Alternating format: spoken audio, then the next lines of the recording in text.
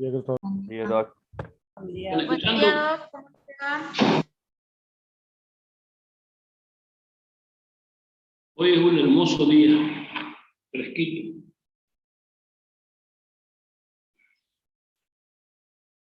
Hoy vamos a ver, tenemos que tocar entre hoy y el viernes estos dos puntos de la bolilla, digamos, del programa, perdón.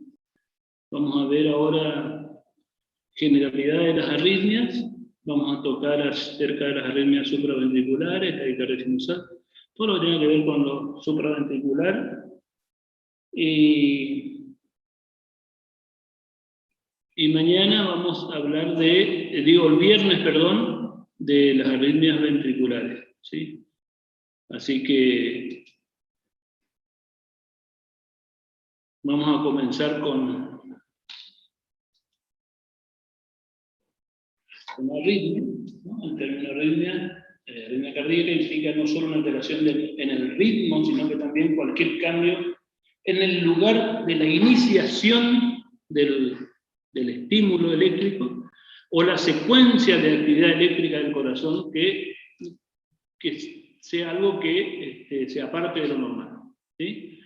Partiendo de eso, las arritmias, digamos que, por ejemplo, los bloqueos auriculoventriculares se consideran como arritmias, ¿no? En este caso hay una secuencia de activación que no está bien, bloqueo AB de primero, segundo y tercer grado, ¿no?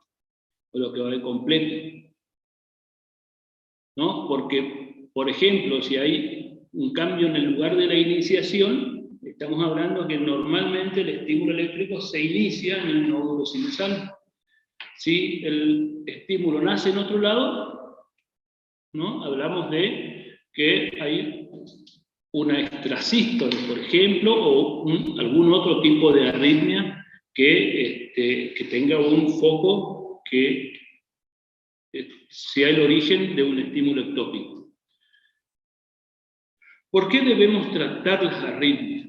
Bueno, fundamentalmente, lo que hay que tener en cuenta es que hay que buscar la trascendencia clínica de las arritmias al momento de definir una conducta terapéutica, ¿no? Trascendencia y ver la repercusión hemodinámica fundamentalmente, y la repercusión hemodinámica es lo que a mí me va a definir digamos, la emergencia o la rapidez con la que tenga que actuar, ¿no? La trascendencia clínica está dada por la repercusión hemodinámica, es decir, por ejemplo, no es lo mismo tener 150 o 170 de frecuencia cardíaca con un edema agudo de pulmón que tener 170 de frecuencia cardíaca bien tolerada desde el punto de vista hemodinámico. Y seguramente ustedes van a preguntar, ¿por qué alguien con 170 o 180 de frecuencia cardíaca tiene un edema agudo de pulmón o tiene un shock cardiogénico por taquiarritmia y el otro tiene 170 o 180 de frecuencia cardíaca y no tiene un edema agudo de pulmón o un shock cardiogénico por taquiarritmia? Y fundamentalmente porque los corazones no son iguales, los miocardios no son iguales, entonces uno tolera esa frecuencia y el otro no tolera esa frecuencia. Entonces, eso es lo que tenemos que mirar, la repercusión hemodinámica que tienen. Si tiene repercusión hemodinámica, cualquier arritmia con inestabilidad hemodinámica tiene que cardiovertirse, tiene que bajarse la frecuencia ya porque es una emergencia. ¿Sí? Es una emergencia médica, ¿no? A su vez, tenemos que tener en cuenta que algunas arritmias pueden conducir a arritmias más graves. Por ejemplo, o a muerte súbita, como por ejemplo, en el contexto clínico de un síndrome coronario agudo o un evento isquémico agudo, la frecuencia cardíaca por arriba de 100 es mala. Y ustedes van a decir, pero doctor, si usted me dice que hasta 100, 120, hasta 170 es bien tolerada, claro, bien tolerada en determinados contextos. En el contexto de un síndrome isquémico miocárdico agudo, el aumento de la frecuencia cardíaca hace que el consumo de oxígeno miocárdico aumente en un corazón que no tiene posibilidad de recibir buen flujo de sangre a través de la coronaria. Entonces, puede generarse un sustrato arrítmico y desencadenar una arritmia peor. Entonces, una taquicardia sinusal, en ese contexto, se debe tratar. Fíjense ustedes cómo nosotros ponemos, digamos, ¿qué se hace con una taquicardia sinusal? Y con una taquicardia sinusal, en líneas generales, es una respuesta fisiológica a un estado fisiológico del organismo. Una persona que tiene 38,5 grados de temperatura y va a tener 100 de frecuencia cardíaca, tranquilamente, ¿no? Si está en el contexto de un evento coronario, tenemos que bajar y la temperatura y la frecuencia cardíaca, y si no, tenemos que esperar a que pase bajando la temperatura. Es decir, a su vez puede conducir a arritmias más graves y a muerte súbita. Con frecuencia provocan agravación o descompensación de cardiopatía preexistente. Bueno, los mecanismos por los cuales hay repercusión hemodinámica de las arritmias, bueno, alteración de la frecuencia ventricular, bueno, un ritmo por debajo de 40 o por arriba de 180, bueno, pueden aparecer dichas repercusiones. También la pérdida de la sístole auricular sincronizada. También otro de los mecanismos, bueno, los diferentes grados de asincronismo de la contracción ventricular, cuando hay trastornos, bloqueo de ramas fundamentalmente, ¿no? El estado previo de los mecanismos de control vasomotores, por ejemplo, no hay mecanismo de vasoconstricción para mantener un flujo sanguíneo cerebral adecuado, entonces disminuye el flujo sanguíneo cerebral. La duración de la arritmia también es un elemento que puede agravar o producir cardiopatía. También puede producir alteración del flujo sanguíneo a diferentes órganos, por ejemplo, los famosos órganos blancos del volumen cardíaco del flujo sanguíneo sería cerebro, flujo coronario, flujo renal. Esto son todos elementos fisiológicos que ustedes deberían conocer, que a veces le preguntan. ¿Y en qué pacientes debemos tratar las arritmias en general? Bueno, aquellos que ese estado cardiológico pueda empeorar otro sistema orgánico o pueda empeorar el corazón. Como por ejemplo, fíjense ustedes, los pacientes de mucha edad, los ancianos, con frecuencia cardíaca elevada, debemos bajar la frecuencia cardíaca. En los pacientes que tengan alguna enfermedad pulmonar crónica, ¿no? En el cual ya de por sí tienen hipoxemia crónica, encima no tenemos un buen miocardio, y por si eso no fuera poco, aumentamos el consumo de oxígeno en el miocardio. Los que tienen afectación coronaria, las miocardiopatías, los que tienen hipertiroidismo, ¿no?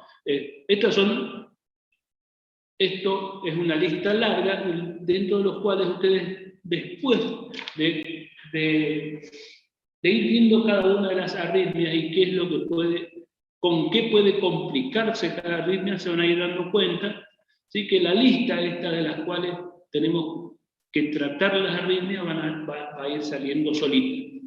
Por lo tanto, no deberían aprenderse de memoria, pero sí tener en cuenta que hay algunas enfermedades dentro de las cuales la arritmia debe ser tratada o debe pensarse firmemente en un tratamiento.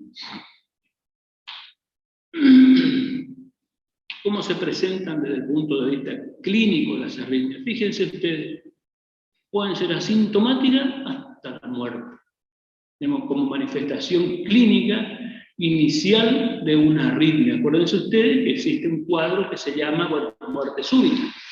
Asintomático, si nosotros nos hacemos un Holter o un estudio electrocardiográfico de 24 horas para monitoreo del ritmo, vamos a ver que hay extrasístoles ventriculares monomórficas, tal vez algunos tenemos duplas o hasta TB sostenida en corazones sanos, y no nos damos cuenta, salvo en algunas circunstancias, extrasístoles supraventriculares, a veces taquicardia sinusal, se nos acelera el corazón y no nos damos cuenta, es decir, puede ser asintomático. ¿Qué otra manifestación clínica le parece a ustedes que puede tener desde lo asintomático hasta la muerte súbita? ¿Qué otra manifestación clínica les parece a ustedes que puede tener una arritmia? Potencial. Palpitaciones, profe. La palpitación, exactamente. Es decir, lo primero que viene alguien al consultorio y le dice, doctor, tengo taquicardia. Le tomamos el pulso, tiene 60 por minuto, 65. Y y ahora tengo taquicardia. No, lo que siente es palpitación, es decir, la sensación consciente del latido cardíaco es una palpitación. Las personas lo llaman taquicardia, no sé por qué. ¿Qué está haciendo Henry? ¿Qué está haciendo Henry? Ahí cerró las cámaras, Henry. Bueno, es decir, la palpitación. ¿Qué otra manifestación más puede ser? Hipotensión arterial. Puede ser palpitaciones, puede ser síncope como manifestación clínica, ¿no? Mareos, palpitaciones, mareos, síncope, ¿no? ¿Qué otra más? Disnea. Disnea, profe. Dolor. Disnea, dolor torácico, ¿sí? Y después, por supuesto, que otro síndrome puede desencadenar. Los otros días dijimos el shock cardiogénico por taquiarritmia, es uno de ellos, el edema agudo de pulmón, es decir, puede descompensar desde el punto de vista hemodinámico, ¿no? El edema agudo de pulmón y el shock cardiogénico como manifestación y la mismísima muerte. Acuérdense ustedes que la muerte súbita está ligada a dos arritmias fundamentales que acompañan en líneas generales o suelen ir como fenómenos de complicación a los eventos isquémicos, ¿no? Hacen taquicardia ventricular, fibrilación ventricular y asistolia, ¿no? En el contexto de un Profe, evento isquémico. Sí. en el caso de la muerte súbita, si sucede en un hospital, ¿es posible resucitar a la persona con la maniobra de RCP? ¿O directamente está quieto el corazón y está muerta directamente la persona? No entendí la pregunta.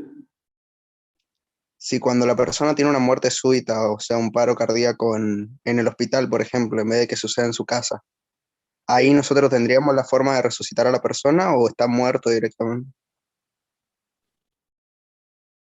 ¿Alguien tiene alguna respuesta para Tiago?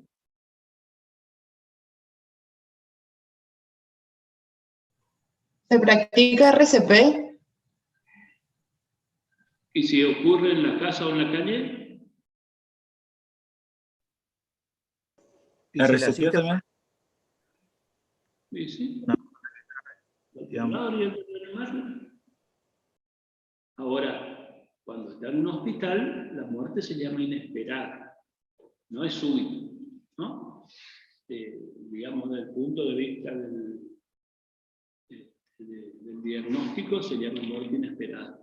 Pero, cuando las personas están en el hospital, a veces, ¿sí? Expresamente, el paciente, bueno, en este caso sería que se murió, deja escrito o expresa su voluntad de no querer ser reanimado, por ejemplo, otras veces que no quiere que se le coloque asistencia respiratoria mecánica, otras veces, digamos, hay una serie de, otras veces forma parte de un evento terminal de las patologías crónicas, por ejemplo, cáncer o patologías, insuficiencia respiratoria, POC en estadios finales, insuficiencia cardíaca en estadios finales, ¿no? Entonces, en esos casos, expresamente no se le reanima, pero en cualquier otra circunstancia sí se le reanima. ¿Queda clara la respuesta? Y cuando ocurre en la vía pública o en algún lugar como Eriksen, por ejemplo, que fue en la cancha, ¿no? Se supone que en una cancha de fútbol hace 30 años atrás, alguien que se caía muerto se moría. Y hoy se cae muerto y está vivo, ¿no? Digamos, se cae con una parada y sin embargo está vivo.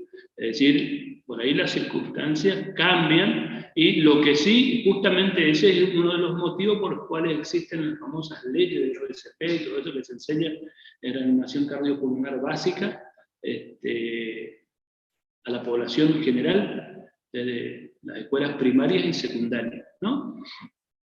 Bueno, entonces dijimos que la presentación clínica puede ser desde asintomática hasta la muerte súbita, ¿sí? Y desde el punto de vista de la semiología, nosotros obviamente, independientemente del motivo de consulta, si el motivo de consulta es un síncope, mareo, dolor torácico, falta de aire o palpitaciones, tenemos que estudiarlas, ¿no? Hacer una historia clínica, un interrogatorio adecuado y después un examen físico buscando el sustrato y la causa de las arritmias.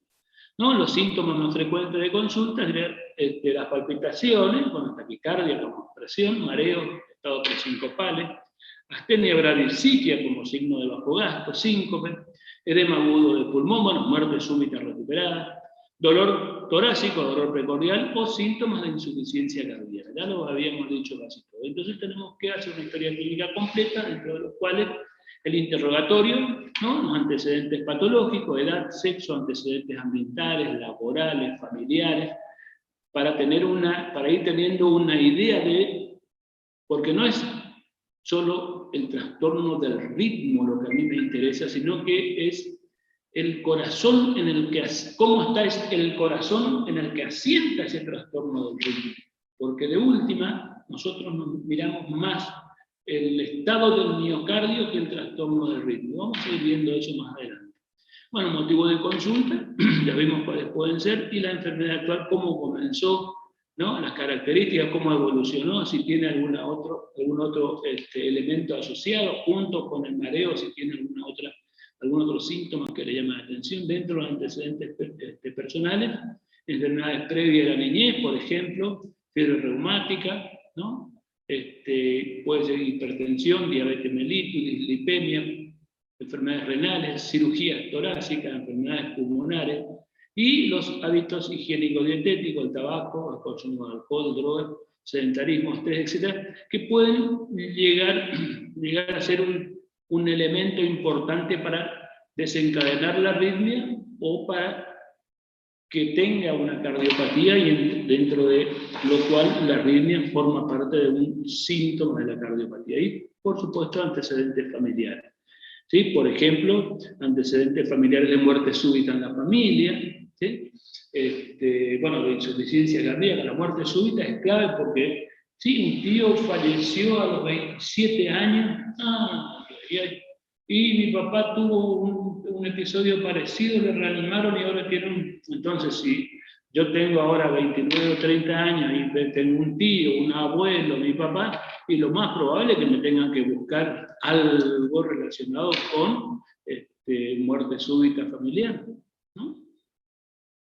Seguramente, y eso se estudia, se diagnostica y se puede prevenir.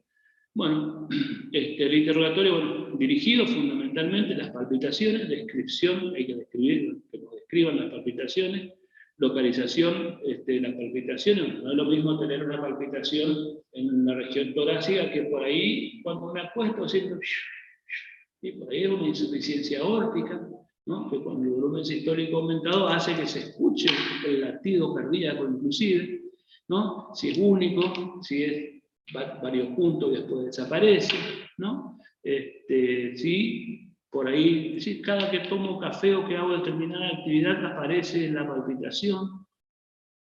Si tiene alguna cronología en particular, todo esto tenemos que ir tratando de recabar en la historia clínica para orientarnos hacia qué tipo de arritmia puede ser, ¿no? Y bueno, fundamentalmente ante pacientes con un trastorno del ritmo cardíaco, tenemos que plantearnos algunos interrogantes que son propios y además nos hacen tomar decisiones terapéuticas, ¿no? En primer lugar, ¿qué peligro vital tiene?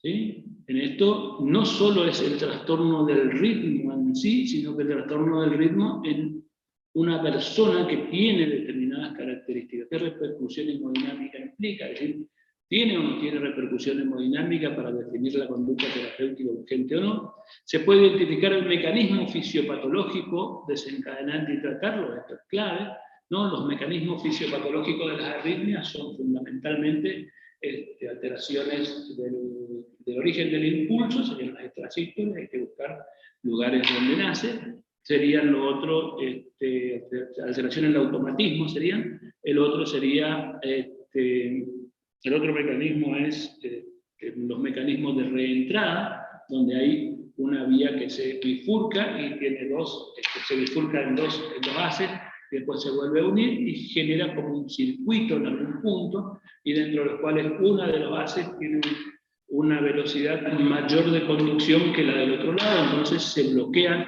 cuando quiere pasar al otro lado, pero a veces un extraestímulo hace que vaya por la vía más lenta, digamos, y comience a formarse lo que se llama el circuito de reentrada, que sería el otro mecanismo.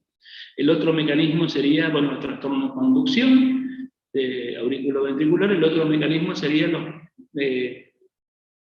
actividad desencadenada o con potenciales tardíos.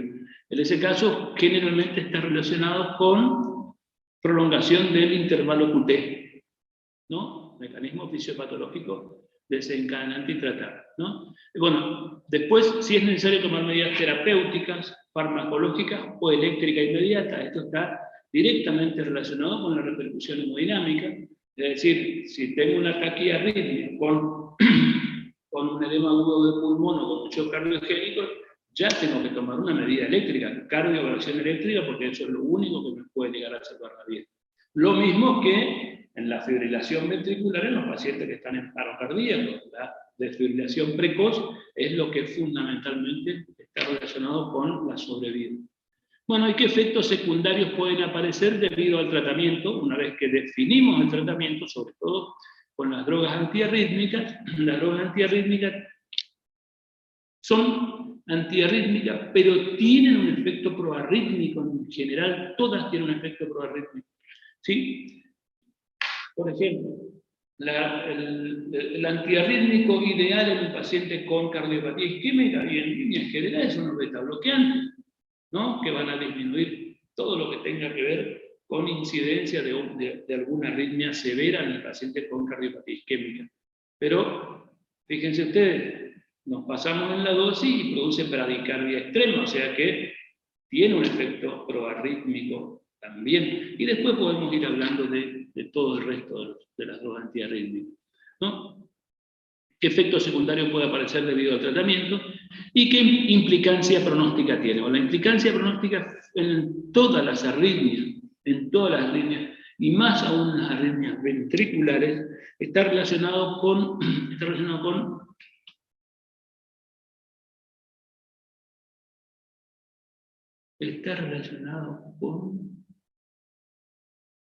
el estado del miocardio, ¿sí? Con un miocardio que tiene una buena con la fracción de eyección sería, ¿no? Fracción de eyección disminuida y arritmias ventriculares es serio y el pronóstico es malo, y hay que tratar de evitar que aparezcan las arritmias y tratar de prever, primero de diagnosticar si tienen inducción de arritmia y si el paciente fue reanimado en algún episodio de paro cardíaco, sin duda que tiene indicación de prevención de que vuelva a ocurrir de vuelta. Respecto a la evaluación general de un paciente con arritmia documentada, bueno, la evaluación diagnóstica, esto es lo que tenemos que ver. En primer lugar, tenemos que tener una tira de ritmo en el electrocardiograma. El electrocardiograma es lo que nos va a hacer el diagnóstico de qué tipo de arritmia tiene. Y la tira de ritmo del electrocardiograma debe tener por lo menos 1 minuto como mínimo, ¿sí? 30 segundos, un poquito más, entre 30 segundos y 1 minuto, de una tira de una sola derivación, donde se vean todos los accidentes, ¿sí? Donde se vea bien la onda P, el QRS, la onda T, y sin artefactos técnicos. Entonces, ¿qué es lo que miramos nosotros en esta tira? ¿Tiene onda P o no tiene onda P? ¿Se ven o no se ven la onda P? ¿No? Si tienen más o menos frecuencia que los QRS, tienen más frecuencia que los QRS, estamos hablando de que no hay una relación, puede haber un trastorno de conducción AV, bloqueo de segundo grado o de tercer grado. ¿Está? Los intervalos PR, ¿no? O RP, ¿no? De acuerdo a si la onda P se ve antes del QRS o después del QRS, ¿no? Bueno, después tenemos que ver el ancho del QRS. Si es, digamos, la duración del QRS, si es menos de 0,12 segundos o más de 0,12 segundos. Acuérdense ustedes que normalmente el QRS normal mide menos de 0,12 segundos. Si yo tengo una taquicardia o cualquier arritmia con un QRS que mida menos de 0,12 segundos, entonces yo digo, esto es una taquiarritmia con QRS angosto. Y de ahí miro los intervalos RR, ¿no? Los intervalos RR, y digo, tiene RR regular. Taquiarritmia con QRS angosto con RR regular. Esto es una forma rápida de analizar un trazado de ritmo en el electrocardiograma, ¿no? Durante un evento arrítmico. Después la regularidad del QRS, ¿no? Taquiarritmia, un QRS angosto con RR regular. Estos son la taquicardia sinusal, el aleteo auricular con bloqueo fijo, ¿sí? Y las taquicardias paroxísticas supraventriculares. En líneas generales son bien toleradas desde el punto de vista hemodinámico. Es decir, ya tengo rápidamente cuando hago ese análisis de la tira electrocardiográfica, yo voy viendo cuál puede ser la arritmia, ¿no? Y obviamente una vez que yo tengo una idea más o menos clara de cuál puede ser la arritmia, rápidamente tengo que ir mirando, ¿no? Dentro del análisis que debo hacer del paciente, cómo debo tratar. Y esta es lo que siempre debo pensar, maniobras vagales. ¿Qué es lo que hacemos cuando hacemos maniobras vagales? Estimulamos el vago. El vago es un depresor del automatismo y de la conducción, ¿no? De la conducción del estímulo nervioso. Entonces puede disminuir la frecuencia cardíaca. Algunas veces disminuye nomás, por ejemplo, cuando es un ritmo sinusal, baja la frecuencia cardíaca. Otras veces aumenta el grado de bloqueo B, también baja la frecuencia cardíaca, ¿no? Entonces, si tenemos un aleteo con conducción 1-1, hacemos una maniobra vagal, puede pasar a tener 2-1. Primero no se veía la onda F de aleteo y después se ve, hacemos diagnóstico, ¿sí? Del tipo de qué arritmia estamos teniendo, ¿no? Maniobras vagales. ¿Cuáles son las maniobras vagales? Bueno, ¿cuáles son las maniobras vagales? Masaje del seno carotídeo. Y maniobra de Valsalva. Maniobra de Valsalva, masaje del seno carotídeo. ¿Masaje ocular? ¿Qué? ¿Masajes oculares, doctor? Pero no sé si se realiza más. Masaje ocular. Masaje ocular. Una compresión de los lobos. Bueno, ¿cuáles son las contraindicaciones de cada uno de esos?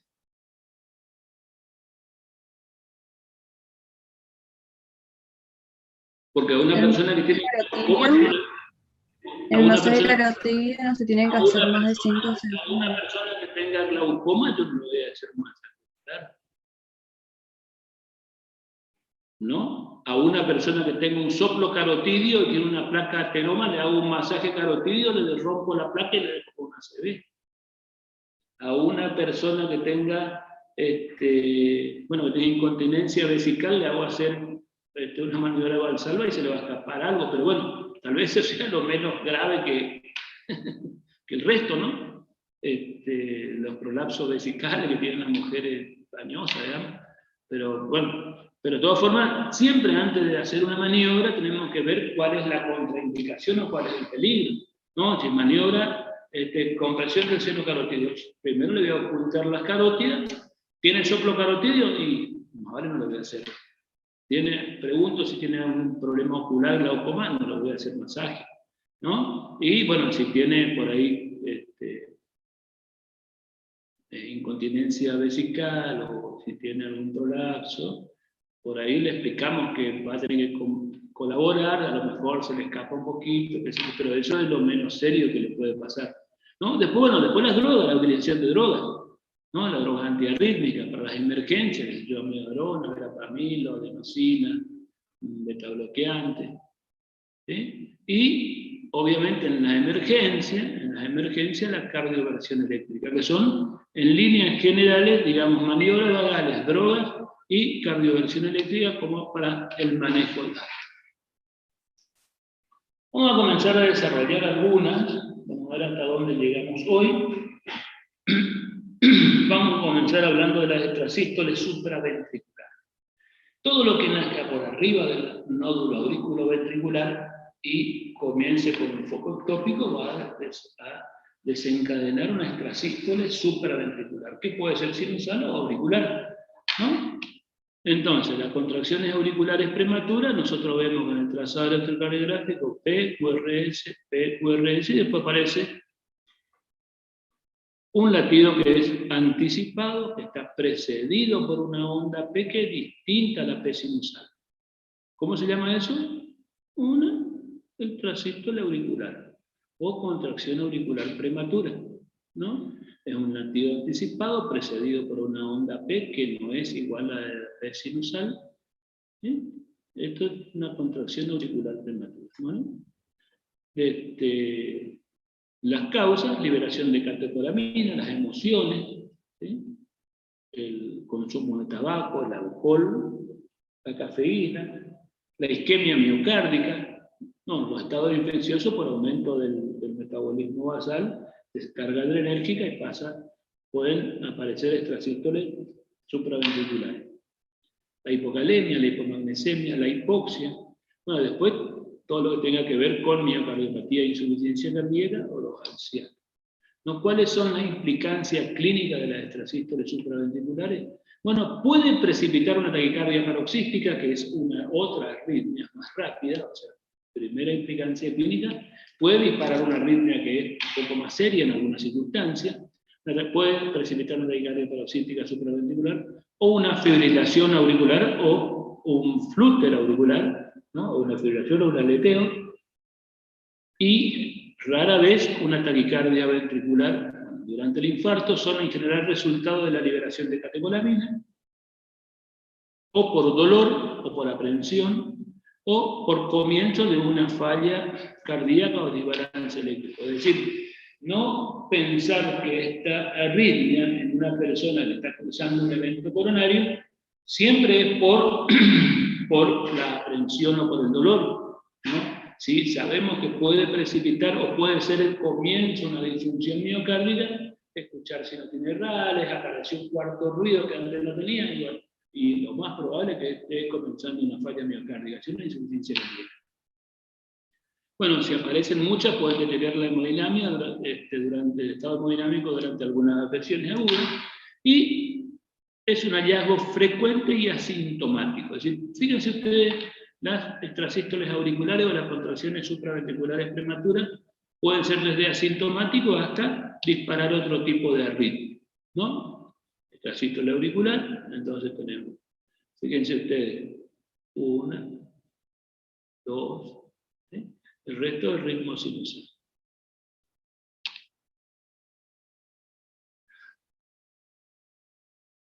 Extrasístoles auriculares o supraventriculares. Ahora vamos a hablar de las taquicardias supraventriculares. Otras tienen, de acuerdo a su origen, si nacen en el nódulo sinusal, con taquicardia sinusal, o arritmia sinusal respiratoria, que es la otra, puede ser esta o esta, cualquiera de las dos. Si nacen en la aurícula, y ustedes me dicen, doctor, pero el nódulo sinusal no está en la aurícula, sí, pero el nódulo sinusal forma parte del sistema de conducción y generación de estímulo, mientras que las aurículas no forman parte. Entonces sería en un lugar especializado o en un lugar no especializado. También puede ser la otra forma, es decir, sinusal o auricular. En ese caso tenemos dos tipos de arritmia, una de ellas es el ritmo auricular caótico o la taquicardia auricular multifocal. En realidad estos tienen dos nombres distintos, pero son más o menos la misma arritmia. Ahora vamos a ir desarrollando. La fibrilación auricular, que es una arritmia sí, esta es una arritmia distinta, ¿no? La fibrilación auricular, el aleteo auricular, la taquicardia auricular y los ritmos de la unión auriculoventricular, ¿no? La taquicardia típica o lenta rápida o atípica, rápida lenta, que sería al revés. Y los que se generan a través de una vía accesoria, ¿no? La taquicardia por reentrada auriculoventricular ortodrómica y por reentrada antidrómica, digamos. Una es desde adelante por la vía rápida y la otra al revés, ¿no? Entonces, vamos a hablar de las arritmias sinusales, ¿no? Ritmo sinusal, ritmo originado en el nódulo sinusal, ya saben las características de la onda P, que nace en el nódulo sinusal, se conduce por una vía normal, en tiempos normales, sin retardo, ¿no? Y con frecuencia entre 66. Este es el ritmo sinusal normal, ¿no? Las arritmias sinusales son las arritmias originadas en el nódulo sinusal.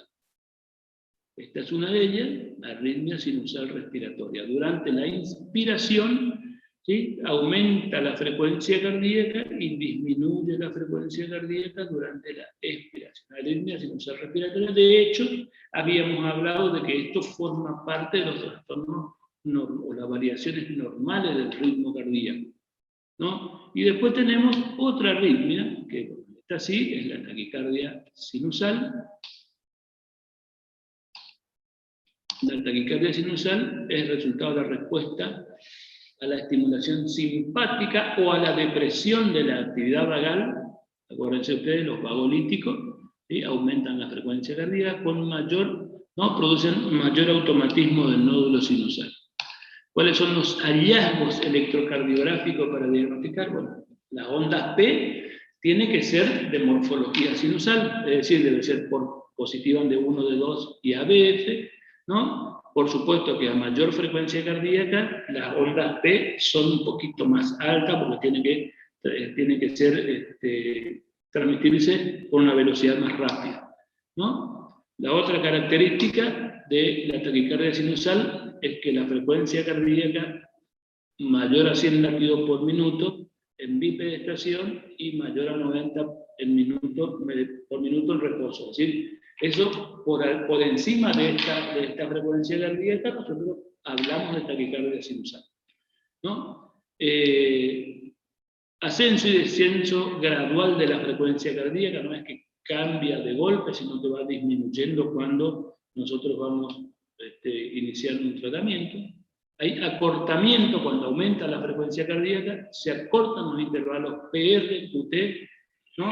Y todos los intervalos del electrocardiograma, porque tiene que ser, se transmite, dijimos, una de las condiciones que se transmite por las vías normales sin retardo de conducción. Por lo tanto, se acortan los intervalos QT, PR y TP. Fíjense ustedes, la taquicardia sinusal, la onda P, un poquito más acuminada, más alta, parecida, una frecuencia que anda alrededor de...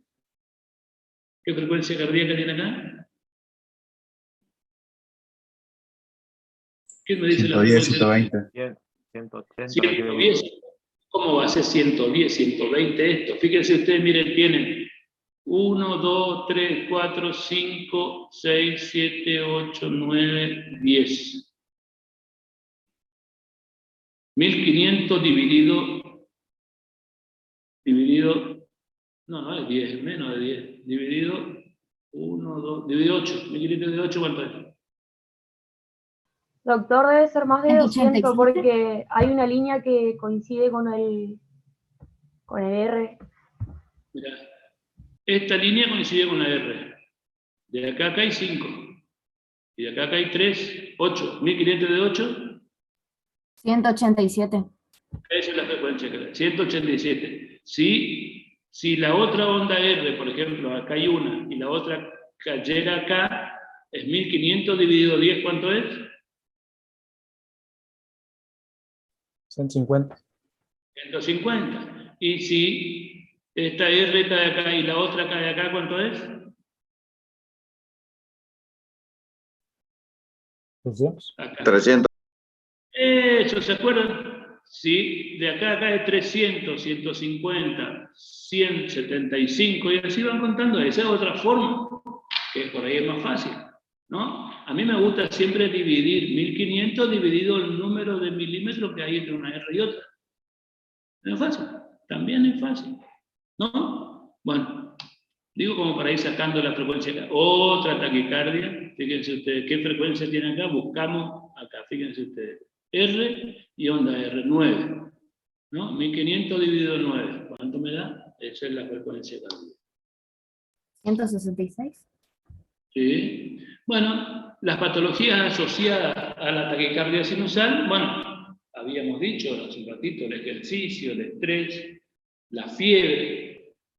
Ojo que la taquicardia sinusal, habíamos dicho que uno de los primeros mecanismos de compensación de la insuficiencia cardíaca era la hiperactividad simpática con aumento de la frecuencia cardíaca, o sea que la taquicardia sinusal es un elemento. Es decir, ustedes ven un paciente que está internado, que de pronto tiene 110 frecuencia cardíaca y no tiene fiebre.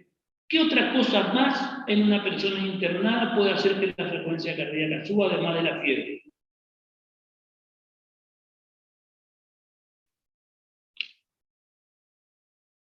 ¿Qué le parece a usted? El miedo.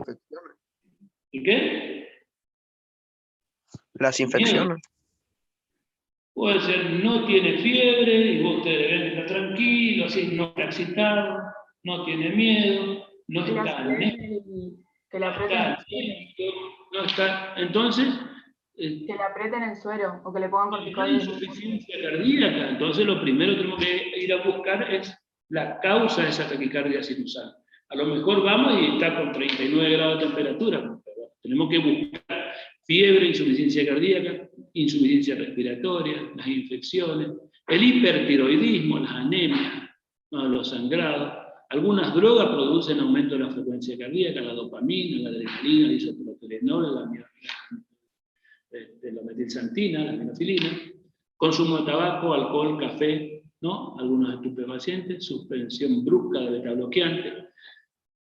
Recuérdense que ustedes suspenden un betabloqueante y pueden aparecer síndromes de, ¿cómo se llama? Síndrome de supresión, ¿no? Después tenemos una, se llama taquicardia sinusal inapropiada. En este caso la frecuencia basal es más alta que la esperable a una determinada situación clínica, ¿no? Aumenta de modo exagerado y más rápido ante esfuerzo, y el descenso es más lento, es decir, la frecuencia cardíaca siempre está alta independientemente de la situación clínica, y a veces situaciones clínicas que no ameritan tener frecuencias tan altas, frecuencias elevadas que persisten elevadas. Bueno, esos se suelen ver en mujeres jóvenes, ¿no? Especialmente en aquellas que tienen cierto estímulo simpático, digamos, ¿no? O del sistema nervioso simpático, las mujeres trabajadoras de salud. Bueno, en estos casos lo que hay que hacer diagnóstico diferencial es las taquicardias paroxísticas supraventriculares y con el aleteo auricular. Bueno, esto es una taquiarritmia con QRS angosto, con RR regular, y no se ve, acá por ejemplo puede ser que tenga una onda P, pero no alcanza a ver. Esto lo que hace es hace que el corazón aumente el consumo miocárdico de oxígeno y puede empeorar otras ritmos, ¿no? Taquicardia sinusal. Y ahora vamos a ver si vemos otro tipo de taquiarritmia supraventriculares, la sinusal, y ahora las no sinusales, que son las auriculares. ¿Está? Acá dijimos que teníamos el ritmo auricular caótico y la taquicardia auricular multifocal. Dos arritmias auriculares. Bueno, hay varios focos auriculares que originan los impulsos, que rigen la contracción auricular y que se activan de modo irregular e independiente. Bueno, con esta primera oración, ¿qué es lo que se imaginan ustedes que se va a ver, que se debería ver en el electrocardiograma?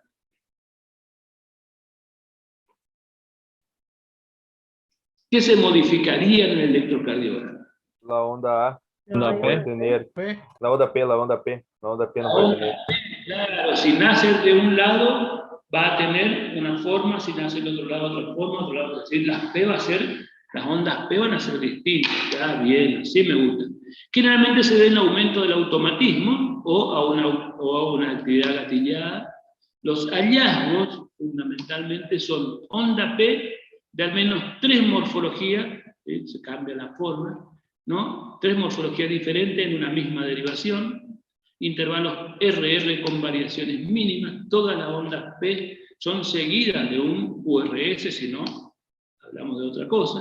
Los intervalos PP y RR son irregulares, y acá sí, fíjense ustedes, si la frecuencia cardíaca es menos de 100, se conoce como ritmo auricular caótico. Y si la frecuencia cardíaca es más de 110 o más de 100, como taquicardia auricular multifocal. Es decir, más de 110, menos de 110, menos de 110, ritmo auricular caótico, más de 110, taquicardia auricular multifocal. El significado es más o menos el mismo. Las patologías asociadas a estas arritmias son las cardiopatías, el infarto fundamentalmente en la etapa aguda, las neumonías, las neumopatías, la embolia del pulmón, el asma grave, el asma agudo grave, las exacerbaciones de la enfermedad pulmonar obstructiva crónica, la sobredosis de teofilina, pueden dar este tipo de arritmia, sobredosis de ligoxina, es decir, intoxicación digitálica, la hipocalemia e hipomagnesemia. Fíjense ustedes, estas condiciones pueden dar estos dos ritmos. Algunos llaman a esto ritmo prefibrilatorio, pero en realidad no es un ritmo auricular, ¿no? Ritmo auricular caótico o taquicardia auricular multifocal está relacionado con esto. Y el trazado electrocardiográfico, fíjense ustedes, esta onda P como es, esta onda P es distinta, esta onda P es distinta, esta es distinta, esta es distinta. Fíjense ustedes, tienen más de 3 morfologías de onda P en la misma derivación.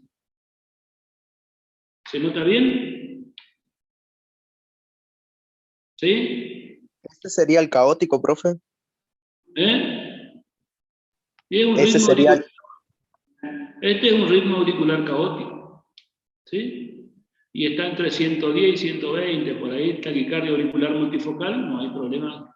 Porque vos mirás la frecuencia cardíaca de acá y cuánto tiene. De acá son 6, 11 y 5, 16, 18. 3.500 dividido 18 te da 100 y algo.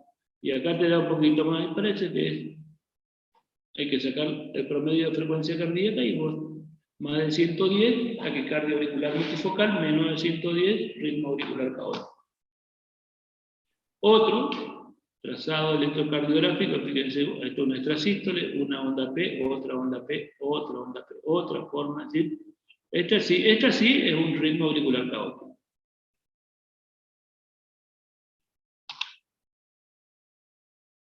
Bueno, la taquicardia auricular multifocal, ¿cómo se trata? Si es que se debe tratar. Bueno, dijimos que estaba relacionado con los eventos agudos de la enfermedad respiratoria, o insuficiencia respiratoria. Entonces lo que tenemos que hacer, y ya tenemos una idea de cuál es el mecanismo, corregir la hipoxia, la hipercapnia, es decir, la hipoxemia y la hipercapnia, con oxígeno, broncodilatadores, corticoides, compensar si tiene una insuficiencia cardíaca, diurético, vasodilatadores inotrópicos. Fíjense ustedes acá, ¿qué es lo que no estamos haciendo nosotros según la interpretación que muchos tienen de esto? Es tratar la arritmia, estamos tratando el sustrato, las causas, fundamentalmente. Corregir la teofilinemia, ¿no? Obviamente hay que tener cuidado con los betabloqueantes, vigilar el potasio y el magnesio, y en el caso de que tenga alteraciones, corregirlas. ¿Sí? Y en segunda línea, fíjense ustedes, después de corregir todo eso, evaluar el magnesio, el verapamilo y el metoprolol. Ojo con el metoprolol, el verapamilo sí. Ojo con el verapamilo en los pacientes con insuficiencia cardíaca y cuidado con el metoprolol en los pacientes que tienen enfermedad pulmonar obstructiva crónica o asma.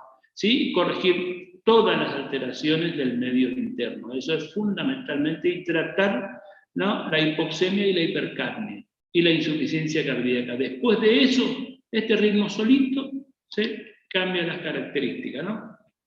Magnesio revierte al ritmo sinusal en el 77%, verapamilo en el 44%, bueno, en la insuficiencia cardíaca, agravo, cuidado, por eso le digo, el metoprolol, ¿no? Cuidado con los pacientes asmáticos.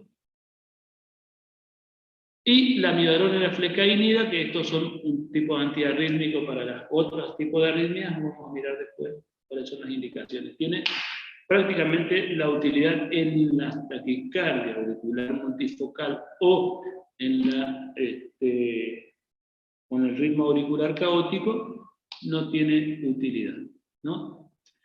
Esta arritmia rara vez se cronifica, revierten el ritmo sinusal, algunos pueden evolucionar a una fibrilación auricular, ¿no?, o a un aleteo, a una FA crónica o un aleteo.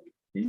Opcionalmente, en algunas circunstancias, prácticamente esto forma parte, la ablación del nódulo AB forma parte del manejo y del tratamiento no farmacológico de la fibrilación auricular, ¿no? O en algunas circunstancias marcapaso definitivo, pero ya no del ritmo auricular, sino que era a lo que deriva el ritmo auricular, que forma parte de la fibrilación auricular en línea general. Bueno, hay una taquicardia auricular que tiene una sola morfología de onda P, que es diferente a la P sinusal, ¿sí? Tiene una sola morfología, pero es diferente a la onda P sinusal, por ejemplo, puede ser negativa en D2, ¿no?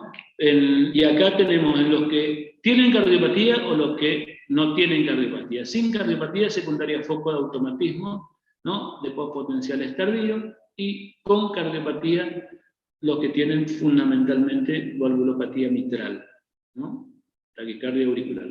La presentación clínica puede ser paroxística, 75%, y puede dar síntomas en algunas circunstancias, y si tiene valvulopatía mitral, sobre todo estenosis mitral, sin duda que da síntomas, ¿no? Bueno, por supuesto que los síntomas son palpitaciones de inicio brusco, mareo, disnea y dolor torácico, sobre todo cuando hablamos de una persona que tiene una estenosis mitral, ¿no?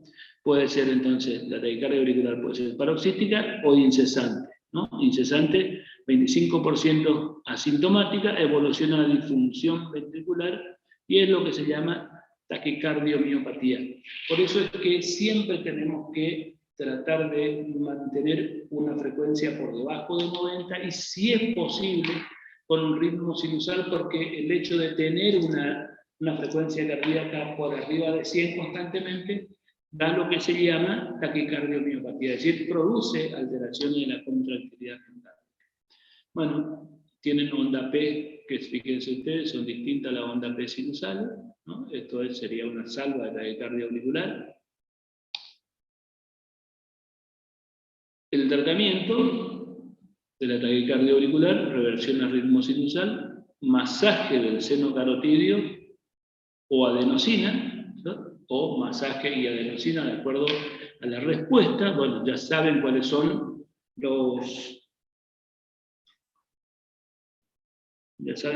las contraindicaciones del masaje seno carotidio, ¿no? Y ahora vamos a ver después, seguramente al final, o al final de ahora o al final del viernes, la utilidad de la adenosina, cómo se usa la adenosina, la amiodarona, la frecainida, ¿no? Todos los antiarrítmicos y las indicaciones.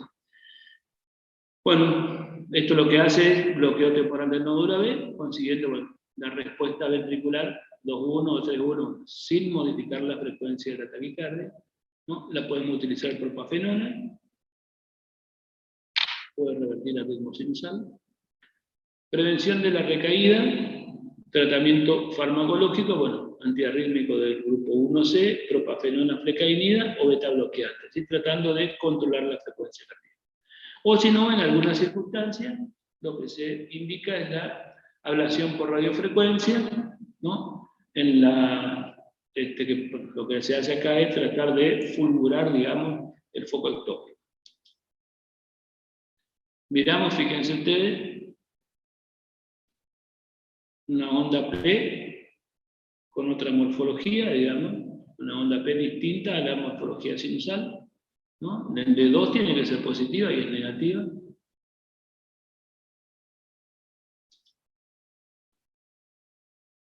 D1, D2, otra onda P negativa, D2, D3, ¿no? Y en ABR es positiva, fíjense ustedes. A ver acá, 2, 2, 3, ABR, ABR es positiva, ¿no? Significa que el estímulo nace casi en la unión auriculo-ventricular. Estimula el ventrículo y gira para arriba a su vez, y el estímulo se va hacia arriba y en ABR es positivo, ¿no? Hacia arriba y a la derecha, ¿no? Ritmo del seno coronario, ¿se acuerdan ustedes del punto de vista de la anatomía donde estaba el seno coronario? P negativa en D2, D3 y ABF, y positiva en ABR. Otra, que ustedes la habíamos visto, bueno, esto, alguna de las causas, enfermedad pulmonar obstructiva crónica y digital, fíjense las ondas P, cómo va cambiando. Entonces hay que corregir Bueno, la digoxinemia, en el caso que forme parte de la intoxicación digitálica, hay que medir digoxinemia y suspender la digoxina, corregir el potasio, porque la digoxina con la hipocalemia aumenta la toxicidad, entonces corregir el potasio y el magnesio. Bueno, la fibrilación auricular es una de las arritmias más frecuentes, prevalencia 0,4%, ¿no? Causa más del 3% de las urgencias generales y más del 10% de los ingresos en el área médica, duplica la mortalidad, ¿no? Y eleva la morbilidad relacionada fundamentalmente con el desarrollo de insuficiencia cardíaca y tromboembolia arterial, es decir, predispone a eventos embólicos arteriales fundamentalmente, no son venosos, las tromboembolias venosas son predispuestas por otro tipo de patología, por ejemplo, trombosis venosa profunda, ¿no? Fíjense ustedes, el riesgo de ACV es 5 veces superior, con una mayor mortalidad y discapacidad residual y recurrencia que los accidentes isquémicos de otras etiologías, ¿no? Accidente cerebrovascular isquémico de otra etiología, ¿no? La fibrilación auricular son las embolias o los ACV isquémicos de origen por arritmia auricular, son mucho mayores y tienen mayor mortalidad y discapacidad residual. Eso es porque cuando se desprende un trombo de la orejuela auricular, en general son de mayor tamaño e impactan en arterias que irrigan mayor territorio cerebral en línea general. ¿Está? Bueno, el 10% de los mayores de 65 años la padecen, fíjense ustedes, de los mayores de 65 años el 10% padecen fibrilación auricular. La probabilidad de que terminase y se recupere el ritmo sinusal es mayor cuando más temprana sea la actuación terapéutica. Esto es porque el hecho de no tener una contracción auricular organizada se va produciendo lo que se llama taquicardia o miopatía, ¿no? Por el solo hecho de tener la arritmia va empeorando cada vez la condición del músculo auricular, ¿sí? Es decir, por eso es que la probabilidad de que termine y se recupere el ritmo sinusal, cuanto más temprano intentemos actuar, mejor, ¿no? Y la mortalidad ajustada a otras variables, ¿no? Es el doble de la población en ritmo sinusal. Es decir, a una persona que tiene una fibrilación auricular tiene una mortalidad más alta, tiene riesgo de tener ACV. Ese ACV va a ser peor todavía que otro origen. ¿Cuáles son los otros orígenes de los ACV? ¿Cuál le parece que pueden ser los otros orígenes de los ACV? Trombosis venosa profunda. Ah, ¿cómo llega al cerebro? Contame al cerebruto. Si vos me contás... Sí, hay una... ¿Aterosclerosis de carótida? Pero ¿por qué yo no les entiendo a ustedes cuando me hablan? Escucho el ruido nomás. Miren, les voy a explicar una cosita. Si vos tenés una vena, ¿sí?, que se trombosa, se va a ir por la vena más hacia arriba, la vena cava inferior, ¿sí? Aurícula. ¿Qué aurícula? ¿Qué aurícula? Derecha. Derecha. Eso, el émbolo se va para la aurícula derecha, el ventrículo derecho, y de ahí se va a las arterias pulmonares. ¿Y ahí qué va a pasar? Va a tener un ACV o una embolia de pulmón. Entonces, Una embolia. entonces la trombosis venosa profunda no es un riesgo, no es otro origen de ACV. Hay una circunstancia en la que la trombosis venosa profunda origina un ACV. Una sola, ¿y cuál es? ¿Comunicación interauricular puede ser? ¿Cuándo? Cuando hay una comunicación interauricular. Puede ser cuando hay una comunicación auricular. ¿Y qué es lo que tiene que pasar? Que se invierta el flujo. Tiene que haber, cuando hay CIA, las personas que tienen trombosis venosa a veces, cuando hacen Valsalva, invierten el flujo. Secundariamente ahí aparece lo que se llama accidente cerebrovascular paradójico. Tienen CIA, ¿sí? CIA que a veces no, digamos, el tabique no está totalmente soldado, y cuando hace la Valsalva invierte el flujo y pasa al trombito.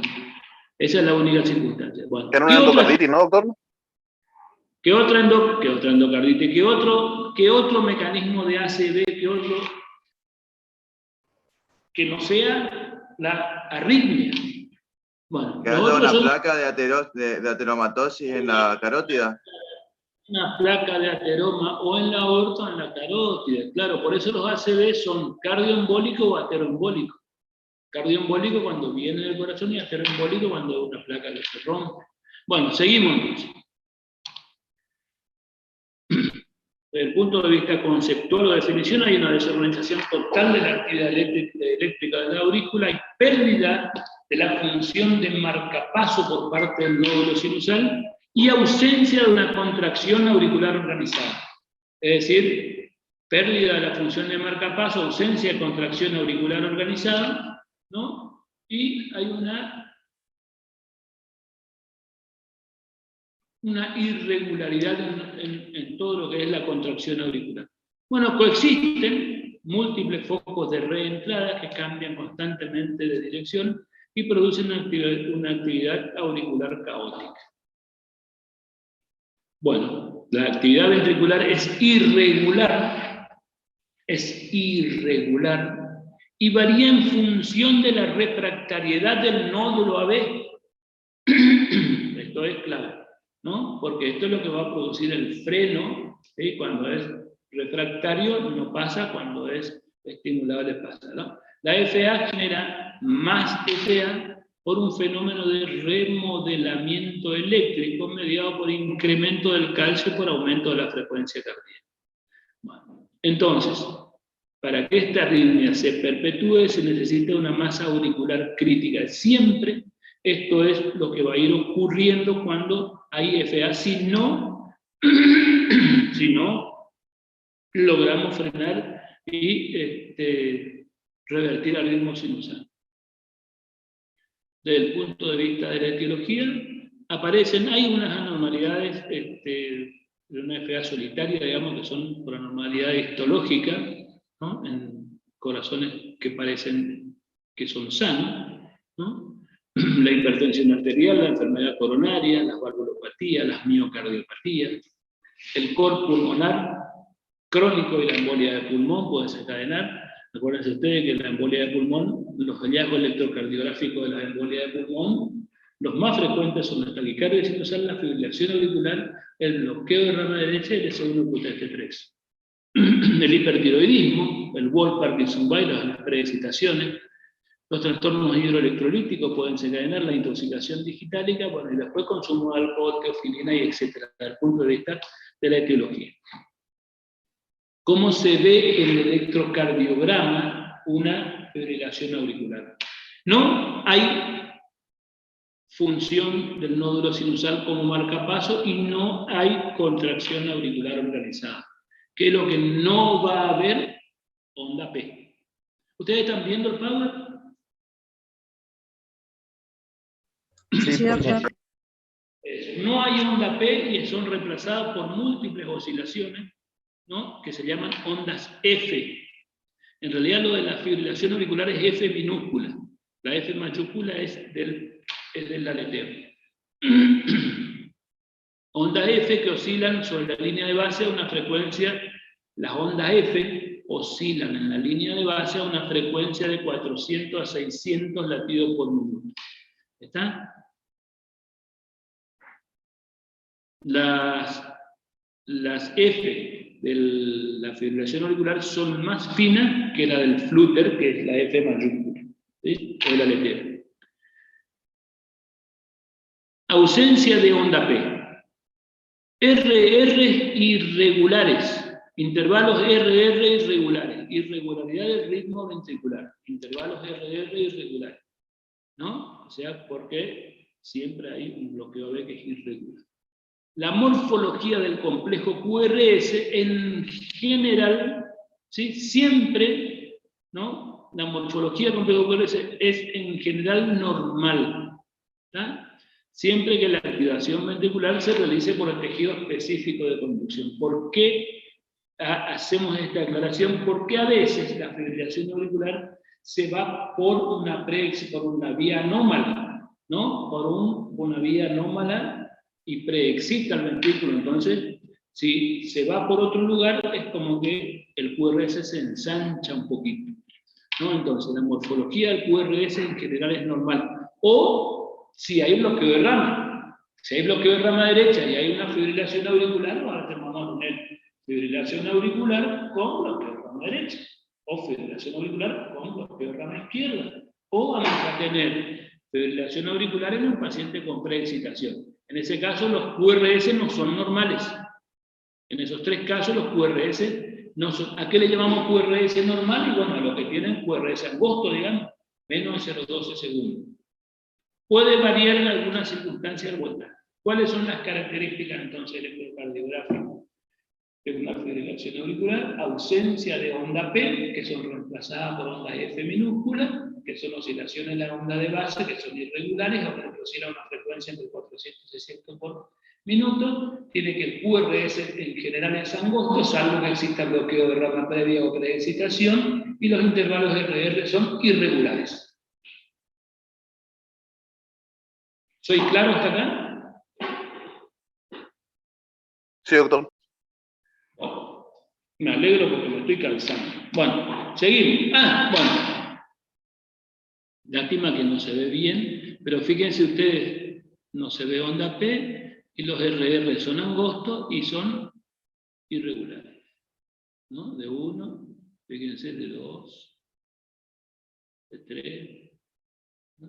Esta es una tira de ritmo, fíjense ustedes, ¿no? Intervalos RR irregulares, ausencia de onda P, todas las características. Ustedes miran el electrosid, fibrilación auricular.